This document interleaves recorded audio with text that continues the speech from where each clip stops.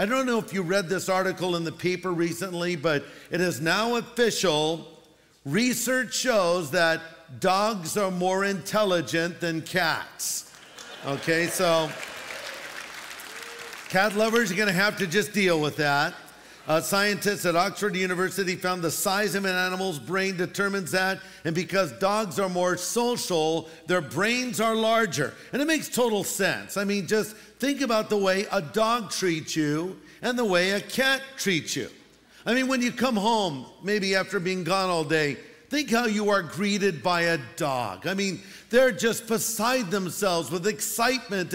Happy days are here again. You know, they're jumping up and they want to lick you, and they welcome you when you come home. Cats, they're mad that you left in the first place. You know, I think cats hold grudges, don't you?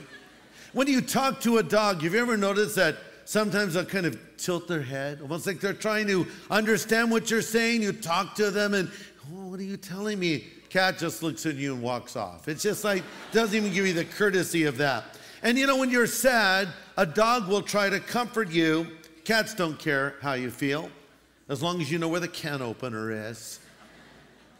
When you take a dog for a ride, they're beside themselves with excitement. They want to be right next to you with their head hanging out the window. Cats have to have their own private basket or they won't go at all. And try pulling out a leash. What does a dog do? They are so happy. They're going to go on a walk. Pull out a leash. You think a cat would let you put a leash on it? Let me just ask you this question. Have you ever seen anyone walking a cat? It doesn't happen. That's just the way things are. Speaking of taking dogs for walks, things didn't go so well for Tattoo the Basset Hound. This is a true story. According to the Tacoma, Washington newspaper, Tattoo did not plan on going for an evening run, but when his owner shut the dog's leash and the car door and took off for a drive with Tattoo still outside the vehicle, he had no choice. The article said a motorcycle officer noticed a passing vehicle with something dragging behind it. I'm not laughing, I am laughing, I am.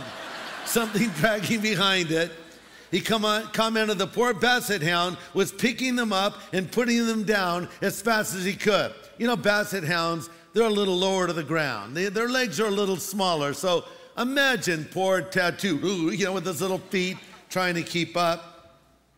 So the officer chased the car down. Tattoo was rescued. He was fine. But the car had reached speeds up to 25 miles per hour. And at times, Tattoo got dragged a little bit. Have you ever felt that way? Drugged through life? Like Tattoo the Basset Hound, we're picking them up and putting them down as fast as we can. I mean, especially as we enter into the Christmas season and there's all this pressure to do so many things, you find yourself saying things like, I'm ready to throw in the, that's right. I'm at the end of my, that's right. I'm just a bundle of, my life is falling. Wow, you guys are messed up. Listen to you, complaining in the middle of a sermon.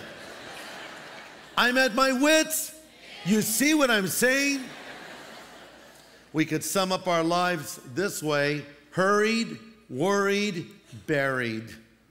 And there's so much pressure to do so many things. And then you have this crazy Black Friday. What is with people on that day? Is it really that important to save a few dollars? I read a couple of articles in the paper. One woman was so eager to get into a Walmart, she left her 2-year-old and 7-year-old sleeping in the back seat of her car. And then this is even crazier. A Wisconsin woman was arrested on Black Friday after threatening to shoot other shoppers at a Toys R Us because they would not allow her to cut in the line in front of them. Okay. 'Tis the season to be jolly. Fa la la la la la la. So, I think with all of these pressures, we want to keep our focus. You know, Christmas is really not, or it should not be, about receiving presents. And really, it shouldn't be merely about giving presents, it's about his presence in our life.